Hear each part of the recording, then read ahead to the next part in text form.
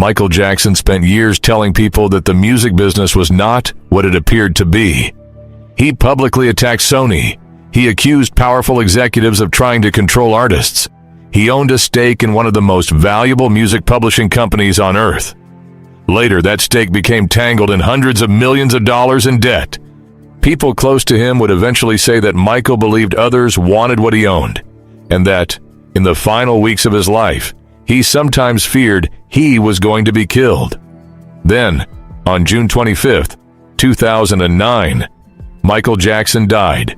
Years later, Sony would own the remaining half of the publishing company Michael had once fought so fiercely to protect. None of that proves Sony caused his death. But when the pieces are placed in chronological order, one question becomes very difficult to ignore. What exactly did Michael Jackson think was happening around him? The official story of Michael's death is well established.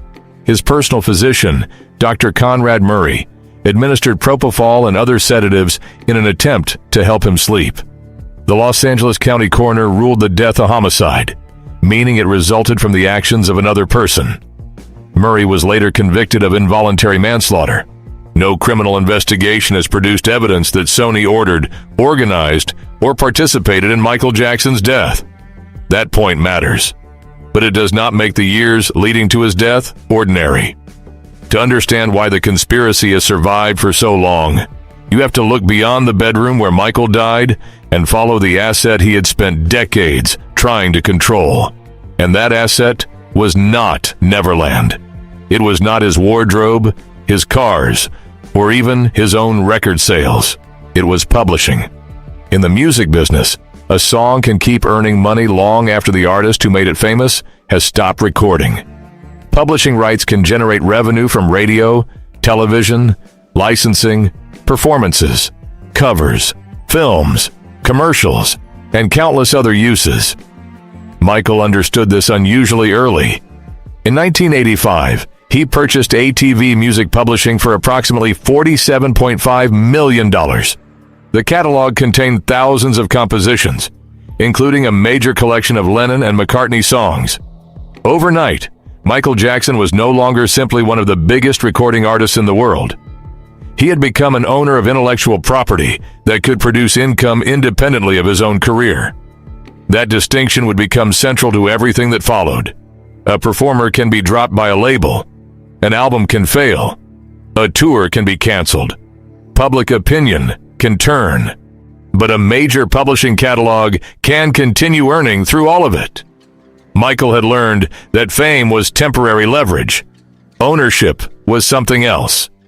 In interviews and public appearances, he repeatedly emphasized the importance of artists understanding the business behind their work. He was not merely collecting songs because he liked them. He was accumulating power inside an industry where performers often complained that the real power belonged somewhere else. Then Sony entered the picture. In 1995, Michael combined ATV with Sony's publishing operation, creating Sony ATV Music Publishing. Sony paid Michael a substantial amount of money, and the two sides became equal partners in the new company. From a business perspective, the deal was enormous. Michael gained liquidity while retaining a major ownership stake. Sony gained access to a world-class catalog and a partnership with one of the most famous entertainers alive. But the agreement also created a strange dual relationship. Sony was connected to Michael as a record company, while also being his partner in a publishing empire worth hundreds of millions of dollars. For several years, that arrangement appeared manageable. Then came Invincible. Michael released Invincible through Epic Records, a Sony label, in 2001. The album debuted at #1 in the United States and sold millions of copies worldwide. But its enormous production cost and the breakdown in Michael's relationship with Sony quickly became part of the story. Michael believed the company had failed to support the album properly. Sony and people inside the industry disputed that interpretation, pointing to the money already spent on production and promotion. What might have remained an ordinary dispute between a superstar and his label became something much stranger in 2002. Michael went public. At events connected with Reverend Al Sharpton's National Action Network, Michael accused the recording industry of exploiting artists, particularly black artists. He said record companies could conspire against performers. He singled out Sony Music chief Tommy Mottola in unusually aggressive language, calling him devilish and accusing him of racism. Sony rejected Michael's accusations. Mottola's supporters rejected the characterization. Sharpton himself distinguished the broader issue of artist exploitation from Michael's personal accusations against one executive. But Michael did not speak like an artist, complaining about a weak marketing campaign. He spoke like someone who believed the conflict was about control. That is where the first uncomfortable question appears.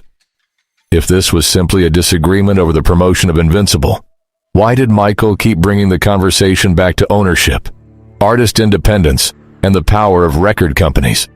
Why was he warning other artists about the business structure instead of limiting his complaints to his own album? Was he trying to gain leverage in a contract dispute, as critics suggested? Or did Michael believe Sony's interest in him extended far beyond selling his next record? Before going further, the timeline needs to be clear. Michael's most famous public attacks on Sony took place in 2002, roughly 7 years before he died. They were not delivered a few days before his death, despite the way many conspiracy videos compress the story. That correction is important because it prevents us from manufacturing a false coincidence. But the conflict surrounding Michael's catalog did not end in 2002. In fact, the financial pressure around that catalog became more serious in the years that followed. And this is where the story stops being about angry speeches and starts becoming about leverage. Michael Jackson was immensely wealthy in assets, but his personal finances were increasingly strained. His lifestyle was extraordinarily expensive. His legal costs were enormous. His earning power had changed. He borrowed heavily, and some of those loans were secured against valuable assets. By the middle of the 2000s, his interest in Sony ATV was no longer merely a trophy. It had become part of the financial structure keeping him afloat. In 2006, Michael reached a refinancing arrangement involving hundreds of millions of dollars in debt. Sony helped facilitate the restructuring. Reporting at the time described an arrangement under which Sony obtained an option connected to part of Michael's Sony ATV interest. In ordinary corporate language, this was financing. In Michael's world, it meant that an asset he had once viewed as a source of independence was now tied directly to creditors and to the company he had publicly attacked only a few years earlier. Pause on that for a moment. Michael Jackson had spent years telling artists that ownership mattered. He had fought publicly with Sony. He had insisted that the industry could use financial structures against performers. Then his own financial problems placed one of his most valuable ownership interests under increasing pressure. Does that prove Sony was trying to destroy him? No. Sony had legitimate business interests, and no law prohibits a company from pursuing an advantageous transaction. But from Michael's perspective, what would it have looked like? The company he distrusted was now connected to the asset he feared losing. That distinction between what can be proven and what Michael may have believed is the key to this entire investigation. If you're enjoying this kind of documentary, subscribe to Mr. Occultus and leave a like. We are not here to tell you that a theory is true simply because it sounds dark. We are here to put the verified pieces on the table, including the pieces that do not fit comfortably together, and let you decide how much coincidence is too much coincidence. Michael's distrust did not exist in a vacuum. By the early 2000s, his professional life had become surrounded by lawsuits, advisors, managers, attorneys, creditors, business partners, security personnel, and people claiming to protect his interests. Different people entered and exited his inner circle. Some relationships ended badly. Some ended in litigation. Michael repeatedly complained that people around him were trying to control his finances or benefit from his name. In that environment, paranoia and legitimate business conflict could easily begin to resemble each other. That makes every later statement difficult to interpret. If Michael said someone wanted his catalog, was he identifying a real financial threat or describing an ordinary negotiation as something more sinister. If he believed people were trying to control him, was he recognizing exploitation, or was years of pressure making him suspicious of almost everyone? And if powerful companies really did have financial incentives connected to his assets, at what point does a rational business interest begin to feel threatening to the person who owns those assets? The public never received a clean answer. What we do know is that Michael's catalog was extraordinarily valuable. Sony had a legitimate corporate interest in Sony ATV succeeding, and eventually increasing its ownership when opportunities emerged. Michael had a personal and financial interest in retaining control. Those interests were not imaginary. They were directly opposed whenever one side wanted something, the other was reluctant to surrender. That does not require a secret conspiracy. It requires only a valuable asset and two parties who both understand its value. But then another element enters the story, and this one is much more disturbing because it comes from Michael's own family. During the 2013 wrongful death trial involving concert promoter AEG Live, Michael's eldest son, Prince Jackson, testified about the final weeks of his father's life. According to Prince, Michael sometimes returned from conversations involving AEG executives visibly upset and said, "They're going to kill me." Prince described his father crying and becoming angry after some of those interactions. This testimony was about the pressure surrounding the "This Is It" concerts and Michael's relationship with AEG and people in his management circle. It was not testimony that Michael had accused Sony of planning to kill him. That difference is essential. But ask yourself why the statement became so powerful after Michael's death. By 2009, fans already knew Michael had publicly claimed that the music industry could conspire against artists. They knew he had fought Sony. They knew his publishing interests were valuable. Then his own son testified that Michael had feared someone might kill him in the final weeks of his life. Separate events suddenly began to look like one continuous warning. Were people simply connecting unrelated dots after the fact? Or had Michael's fear of losing control followed him from one corporate relationship into another?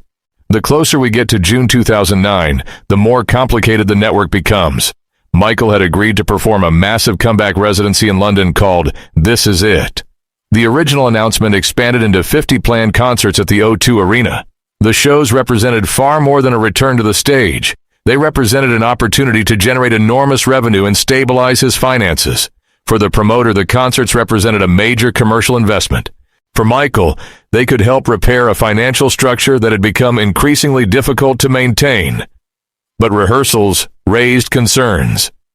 Witnesses later described Michael as thin, exhausted, anxious, and inconsistent. Emails and testimony introduced during the AEG litigation showed that people involved in the production worried about his condition.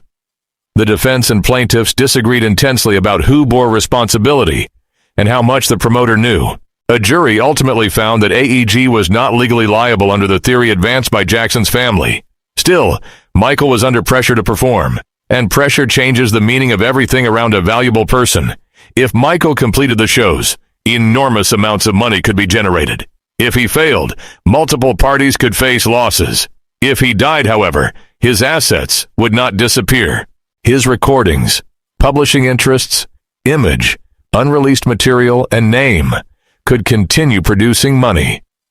This observation is frequently presented online as proof of motive. It is not proof. Famous artists often become commercially valuable after death without anyone having caused their deaths. But it does create one of the darkest questions in the entire story. When a person becomes the center of a financial machine, how many people around him are thinking first about his health, and how many are thinking about whether the machine keeps moving? We know at least one part of that machine failed catastrophically. Michael could not sleep. Instead of receiving ordinary sleep treatment in an appropriate medical environment, he was given propofol, a powerful anesthetic typically associated with procedures requiring careful monitoring. Conrad Murray had been brought into Michael's orbit as his personal physician. According to the criminal case, Murray administered propofol and other sedatives and failed to provide the standard of care required. On June 25, 2009, Michael stopped breathing. Attempts to revive him failed. The coroner ruled the death a homicide. That word alone has fueled conspiracy theories for years, but its legal and medical meaning is often misunderstood. A homicide ruling does not automatically mean investigators found a deliberate murder. It means the death resulted from the actions of another person. Prosecutors charged Murray with involuntary manslaughter, not intentional murder. A jury convicted him in 2011. If that were the only story, perhaps the Sony theory would have faded. It did not. Because Michael's death froze one timeline, while another timeline kept moving. His debt still existed. His publishing interests still existed. Sony ATV still existed. His unreleased music still existed. His name had suddenly become even more commercially powerful. The question of who controlled Michael Jackson's legacy became more important after his death, not less. Within hours, global attention exploded. Album sales surged. Streaming and downloads increased. Television specials appeared. The This Is It rehearsal footage became the basis of a highly successful concert documentary released through Sony Pictures. Posthumous releases followed through Sony Music. None of this proves wrongdoing. A record company monetizing the work of one of history's most famous artists after his death is exactly what a record company would be expected to do under existing contracts and agreements. But imagine the story from the perspective of a suspicious fan. Michael publicly fights Sony. Michael warns about control. Michael's catalog becomes entangled with debt. Michael tells people around him that powerful interests are against him. His son later recalls that Michael feared he would be killed, although in that context, he was talking about people associated with his concert situation, not Sony. Michael dies. Sony continues participating in major commercial projects involving his music. Then, years later, Sony acquires the remaining half of Sony ATV. Is that a sinister sequence, or simply what happens when one party in a business partnership dies and the surviving company eventually purchases the other side's interest? That question is much harder than simply shouting conspiracy. In March 2016, Sony and the Michael Jackson estate announced an agreement under which Sony would acquire the estate's remaining 50% interest in Sony ATV. The deal was valued at approximately $750 million. Later that year, Sony confirmed that the transaction had closed. Sony now controlled the company outright. To conspiracy believers, this looked like the ending Michael had supposedly feared. The company he once accused of mistreating him now owned the other half of the publishing company that had been central to his financial power. But there is a crucial fact that must remain in the story. Sony did not receive Michael's half automatically when he died. It did not simply seize the catalog in 2009. Michael's estate controlled the interest for years. The 2016 transaction was negotiated by the estate's executors and delivered hundreds of millions of dollars to the estate. Jackson's estate also retained other important music assets. The deal can be explained entirely through ordinary business logic. And yet, ordinary business logic does not erase the optics. Why did Sony want full ownership? Because Sony ATV was an enormously valuable publishing company. That is not suspicious by itself.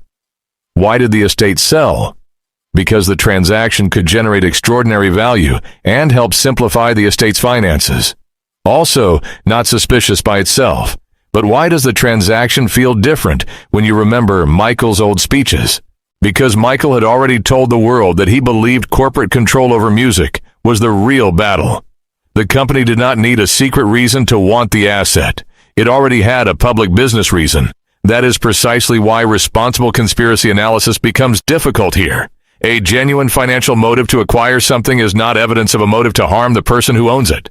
If we collapse those two ideas, almost every major acquisition could be turned into a murder theory. But if we ignore the financial incentive entirely, we erase the very conflict Michael was publicly talking about. So where should the line be drawn? Perhaps the better question is not, did Sony kill Michael Jackson? There is no evidence that allows us to answer yes. The better question is, Was Michael Jackson under forms of corporate and financial pressure that he believed were threatening enough to warn people about? The answer to that is clearly yes. Then comes the question that cannot be answered as easily. Was his fear proportional to what was actually happening? Michael was not an outside observer inventing theories about the music industry. He had negotiated some of the largest entertainment deals of his era.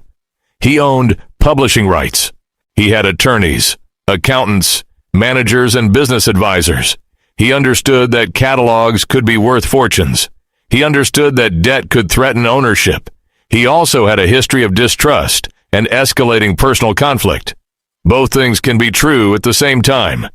A person can be paranoid and still have real enemies.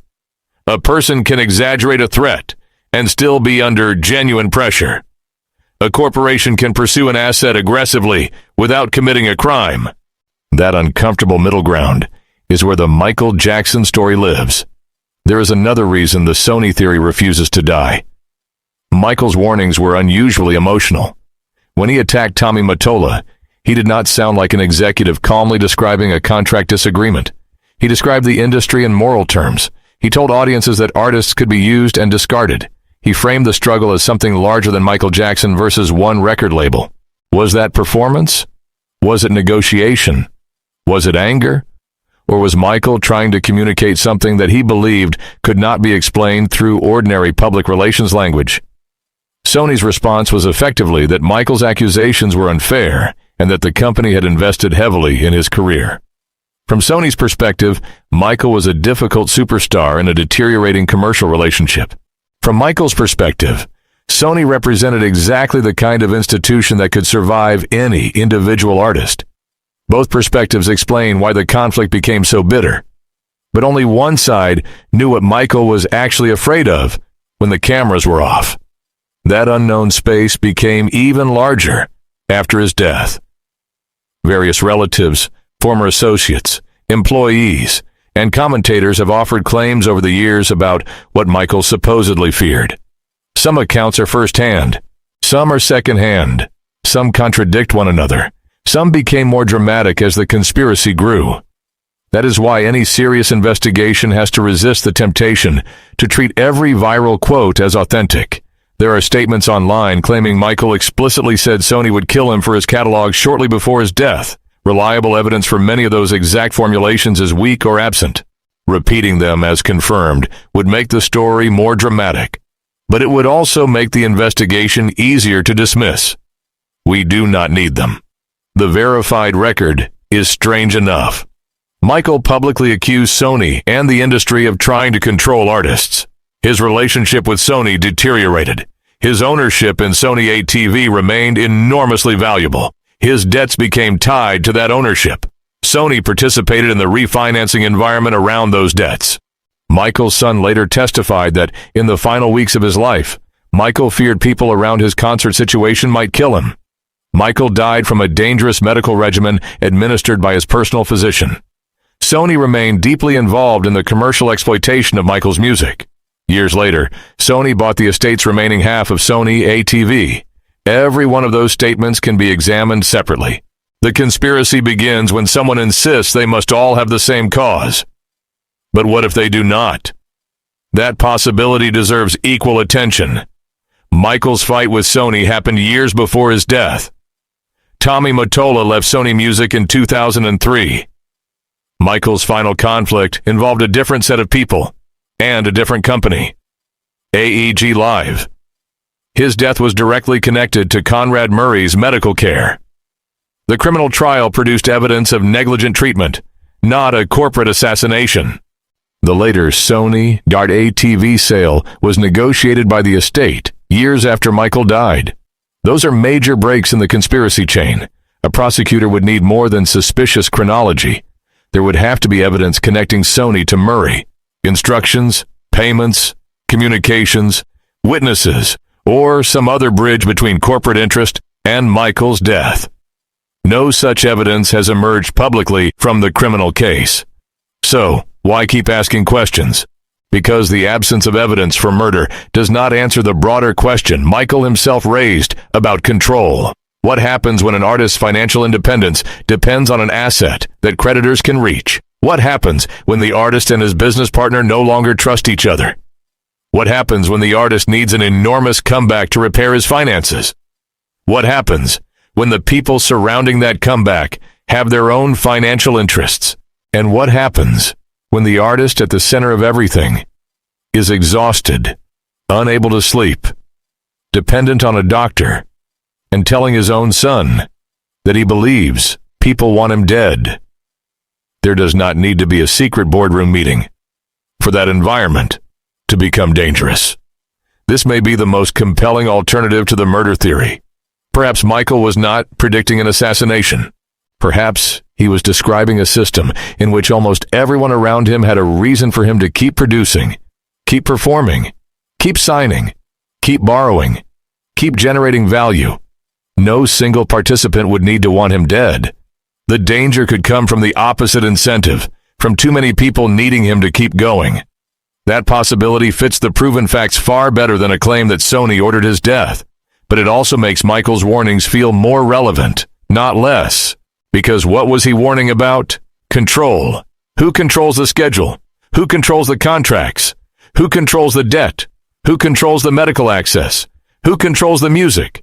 Who controls the catalog when the artist can no longer control himself? Those are not supernatural questions. They are business questions. And business questions can become very dark when billions of dollars are involved. By the time Michael died, his financial position was complicated enough that his estate faced massive obligations. Yet the underlying assets were extraordinarily valuable. This produced another apparent contradiction. How could someone associated with such a valuable music empire be under such intense financial pressure? Because wealth and liquidity are not the same thing. Michael could own something worth hundreds of millions and still need cash immediately. He could borrow against an asset without wanting to sell it. He could be rich on paper while creditors held leverage over his future. That is why the catalog mattered so much. It was not simply a collection of songs. It was collateral, revenue, bargaining power, and legacy at the same time. If Michael lost control of it, he would lose something much larger than money. He would lose the strategy that had allowed him to become an owner instead of merely an employee of the music industry. That is why the final ownership history feels almost designed to fuel suspicion. Michael fought publicly with Sony over control. He survived the conflict and retained his interest during his lifetime. After he died, the estate continued holding that interest. Then the estate eventually sold it to Sony for roughly $750 million. There is a rational explanation for every step. But when an artist spends years warning about corporate control and the corporation eventually owns the asset anyway, fans are inevitably going to ask whether the ending validates the fear. Does it? Not necessarily. The sale could prove something far less sinister. Michael's catalog really was as valuable as he believed, and Sony was willing to pay an extraordinary price for it. In that interpretation, Michael was right about the importance of ownership, but wrong if he believed that corporate interest implied physical danger. Still, another question remains. If Michael had lived another 20 years, would he ever have agreed to sell? We cannot know. His estate made decisions after his death that Michael himself never had to make. Executors have legal and financial responsibilities that differ from an artist's emotional attachment to his catalog. A transaction that might have felt unthinkable to Michael could make perfect economic sense to the estate. That difference between Michael's intentions and the estate's decisions has continued to generate conflict inside the Jackson family. It also explains why later Sony deals reignited conspiracy theories. Every new transaction involving Michael's music appears, to some fans, like another chapter in a struggle that Michael believed had begun years earlier. But this is where Mr. Occultus has to draw a line. There is a difference between raising a question and pretending to possess an answer. There is no verified evidence showing that Sony ordered Michael Jackson's death. There is verified evidence that Michael publicly distrusted Sony. There is verified evidence that his publishing interests were enormously valuable. There is verified evidence that debt placed pressure on those assets. There is verified testimony from his son that Michael feared people would kill him during the final period of the This Is It preparations, although that testimony concerned AEG and people around the concert situation rather than Sony. There is verified evidence that Sony later acquired the estate's remaining Sony ATV interest through a massive negotiated transaction. The mystery exists in the space between those facts, and perhaps the strongest question is the simplest one. Why was Michael so afraid?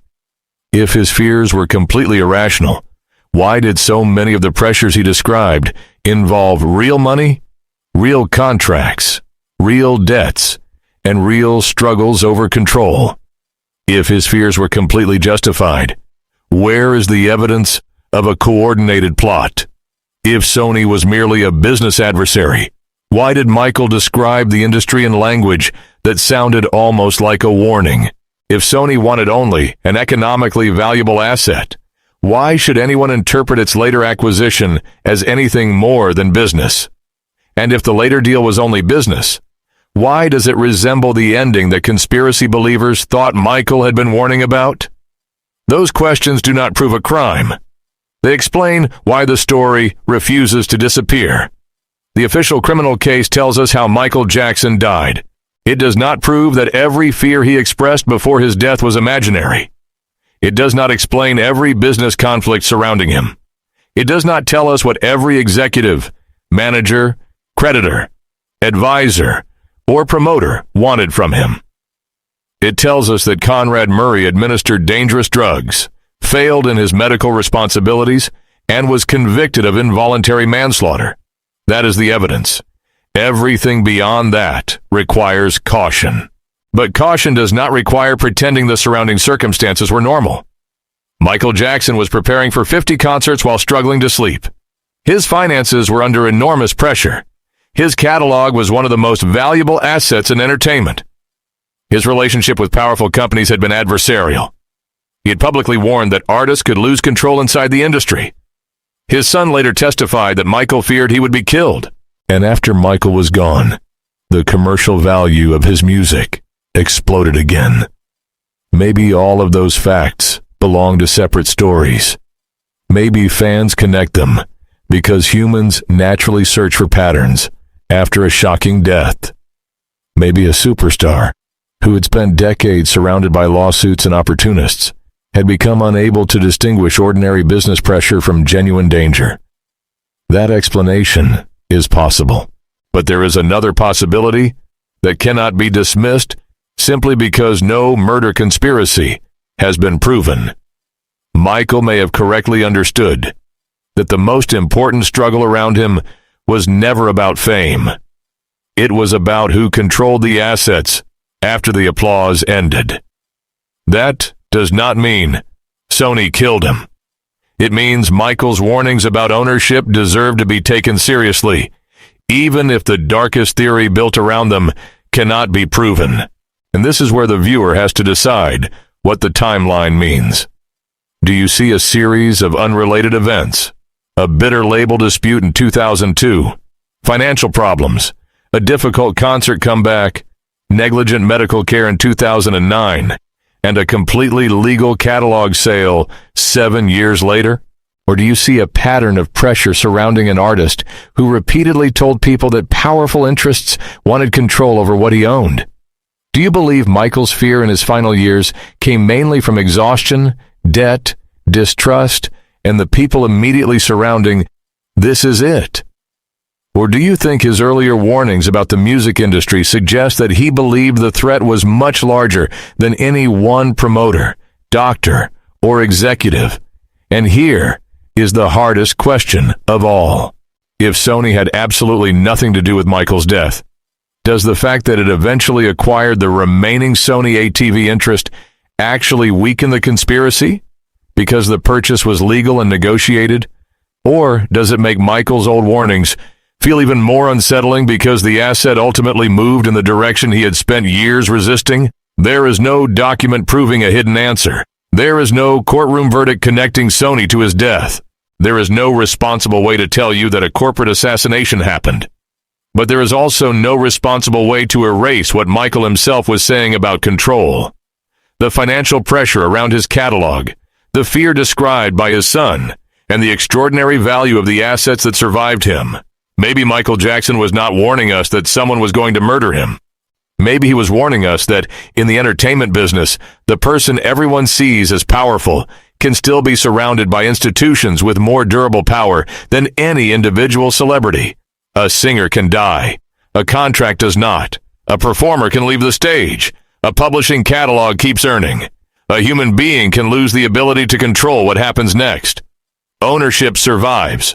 And if that was the battle Michael believed he was fighting, then the final chapter is unsettling, for a reason.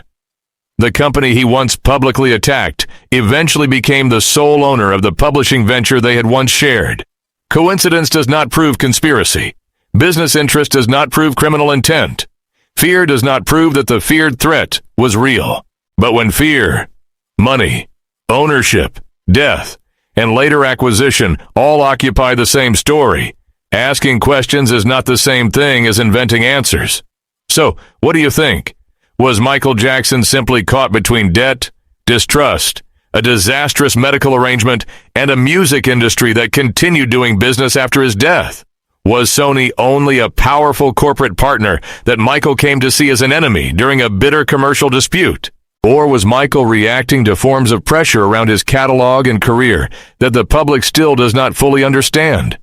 Most importantly, when Michael said powerful people in the industry could control artists, was he speaking only about contracts and money? Or was he afraid that the struggle had gone much further than that? Tell me where you draw the line in the comments.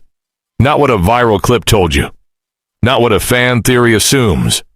Based on the sequence we just examined, what do you believe Michael Jackson was really afraid of? Subscribe to Mr. Occultus, because the next mystery begins where the official story ends, not by replacing the facts, but by asking what those facts still leave unanswered.